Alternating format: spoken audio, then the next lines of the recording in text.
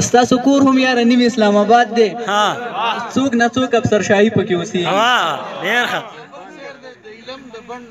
ریز مریز کړه څه کمقل بونیري پکې اوسېږي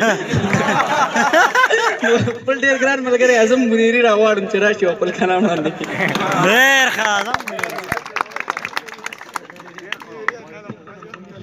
ډېره زیاته مننه کومه خصوصا د دې ناستو ملګرو چې تر دې دمه یې موږ برداشت کړو نو ډېره زیاته مننه او مشرانو ته احترامات یو قیته ویمه چې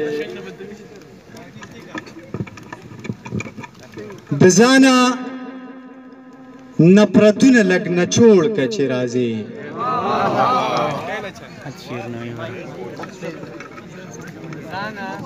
د ځانه نفرتونه لږ نچوړ که چې راځي جانانه ما په مینه باندې موړ که چې راځي د ځانه نفرتونه لږ نچوړ که چې راځي جانانه ما په مینه باندې موړ که چې راځي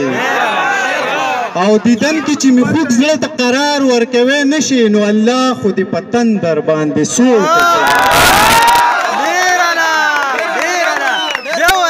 دیدن کې چې مې خوږ زړه ته قرار ورکوی نه شي الله خو دې په تندر باندې سوړ که چې راځي او دغه یو غزل دی د دانش فرمایش دی دغه غزل پوره کومه چې زه تا پسې زه تا پسې ته ما پسې زړه خوره که نه کافره زه تا پسې ته ما پسې زړه خوره که نه کافره چې یاد دې ساتم یاد خو مې ساته که نه کافره زه تا پسې ته ما پسې زړه خوره که نه کافره چې یاد دې ساتم یاد خو مې ساته که نه کافره مننه جي او دا نه چې ټوله شپه به داسې زړه نیولی ناست یم دا نه چې ټوله شپه به داسې زړه نیولی ناست یم دې خوب ته خو مې لږ غوندې پرېږده که نه کافره دا نه چې ټوله شپه به داسې زړه نیولی ناست یم دې خوب ته خو مې لږ غوندې پرېږده که نه کافره او که نه راځې نو وایه چې د مینې قایل نه یم که نه راځې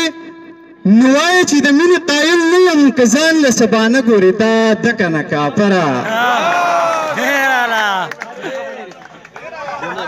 که نه راځې نو وایه چې د مینې قایل نه یم که ځان له سبا نه ګورې دا ده که نه کافره او چې دا وطن د سرو او سپینو ډک دی نو بیا ولې چې دا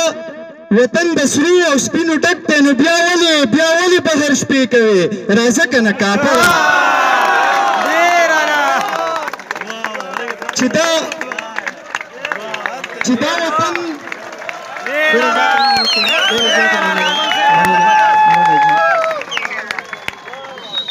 چې دا وطن د سرو او سپینو ډک دی نو بیا ولې بهر شپې کوې راځه که نه کافره او شعر دی جي دانش صاحب چې که نورو خلکو سترګې پټې کړي دي نو خیر دی که نورو خلکو سترګې پټې کړي دي نو خیر دی خو ته خو لږې سترګې غړوه که نه کافره که نورو خلکو سترګې پټې کړي دي نو خیر دی خو ته خو لږې سترګې غړوه که نه کافره او چې ستا هر یو غم په سر باندې اغستی چې ستا هر یو غم په سر باندې اغستی څه غم خو یې د خدای دپاره وړه که نه کافره زه تا پسې ته ما پسې زړه خوره که نه کافره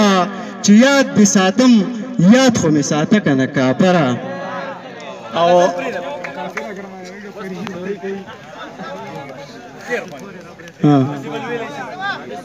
دې پلار ویلی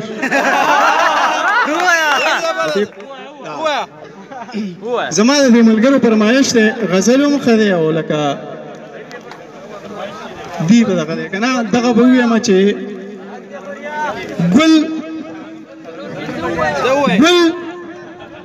ګل وکره په دې چې سحر پړق وخي او خاندي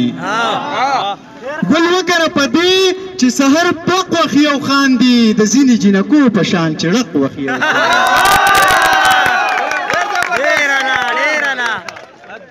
ګل وکره په دې چې سحر پړق وخي او خاندي د ځینې جینکو په شان چړق وخي او خاندي او د هغې لیونۍ ښغه انداز مې خدای نصیب کا د هغې لیونۍ ښغه انداز مې خدای نصیب کا چې زلفې مې په مخ باندې راشړق وکړي او خاندي ډېره زیاته مننه د هغې لیونۍ ښغه انداز مې خدای نصیب کا چې زلفې مې په مخ باندې راشړق وکړي او خاندي یو مور د خپل بچي په غم کې داسې لیونۍ شوه یو مور د خپل بچي په غم کې داسې لیونۍ شوه سرتوره د شهید بچي صندق وخي او خاندي یو مور د خپل بچي په غم کې داسې لیونۍ شوه سرتوره د شهید بچي صندق وخي او خاندي او دا چا ورباندې زیره د جانان د راتلو کړی دا چا ورباندې زیره د جانان د راتلو کړی له ډېرې خوشحالۍ نه چې درنجق وخي او خاندي